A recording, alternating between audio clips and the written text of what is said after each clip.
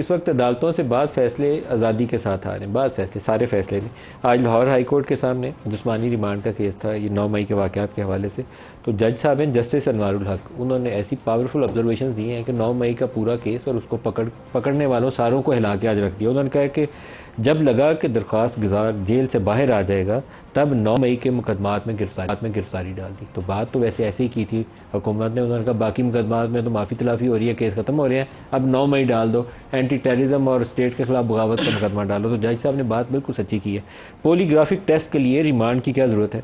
अगर एक सियासी बंदा तकरीर करता है तो देखना यह है कि इसकी ज़हनियत मुजरमाना है या नहीं। बताया जाए दरख्वास्त गुजार जो ट्वीट किया इसमें जुर्म क्या है।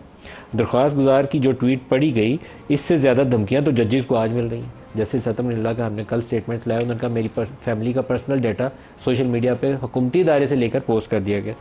सेक्शन 121 के तहत बगावत की कार्रवाई होगी। प्रोसिक्यूटर जनरल पंजाब ने ये बात कही। उन्होंने कहा आप ये बताएं कि वोट को इज्जत दो बयानिया, वो क्या उसको भी उधर डालेंगे या उधर डालेंगे?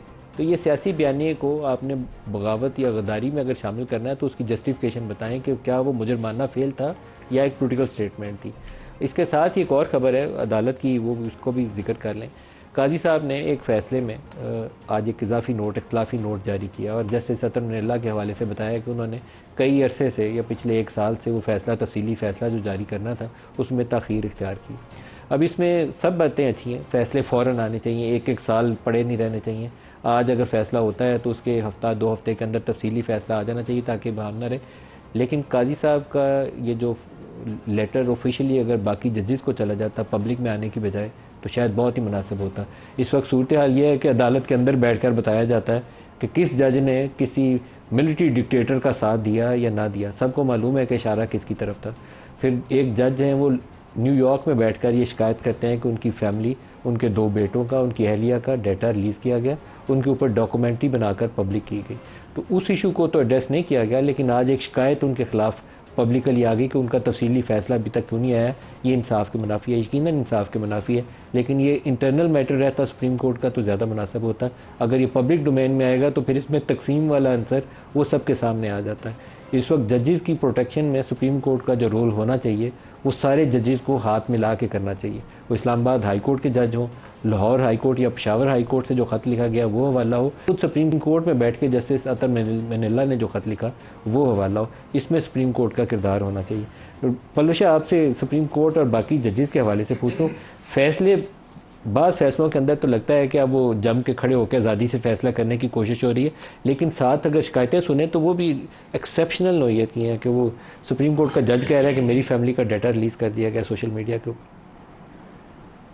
देखिए ज़ाहिर है अब एक ऐसी सिचुएशन तो है कि इदारे एक दूसरे के आमने सामने हैं, और जैसे अभी हम आपसे बात कर रहे थे इंतहाई तशवीशनाक है वो कि हम यहाँ बैठे हुए हंस रहे हैं और माहौल को ज़रा हम लाइट ही ले रहे हैं, लेकिन असल में इस स्टूडियो से बाहर और इस बिल्डिंग से बाहर जो माहौल है इस्लामाबाद का वो इतना जो है पुरसुकून। क्या माहौल कहता है? माहौल ये कहता है कि वज़ीर आज़म को ये नहीं पता उसकी हुकूमत कल चलनी है कि नहीं। माहौल ये कहता है कि पता नहीं इमरजेंसी ना लग जाए, क्या हो जाए। ये वो शोशे जो इस्लामाबाद में चलते हैं। Is it doable in the current situation? It's not doable. I can not say that, लेकिन आप ही के जो बिरादरी के लोग हैं, मैंने बड़े जो आपके जय्यद जर्नलिस्ट हैं उनके सबके तो यही वीलॉग्स में और उनके तबसरों में है कि यही इवेंचुअली इसी तरफ सिस्टम जा रहा है, और अगर ये हुआ तो फिर एक सबके लिए नुकसान है। इस इकोनॉमिक सिचुएशन में क्या अफोर्ड कर सकता है मुल्क? देखिए तो लगाने वाले नहीं, तो देखिए जिसके हाथ में ताकत है और जिसने लगाना है उसने सोचना है।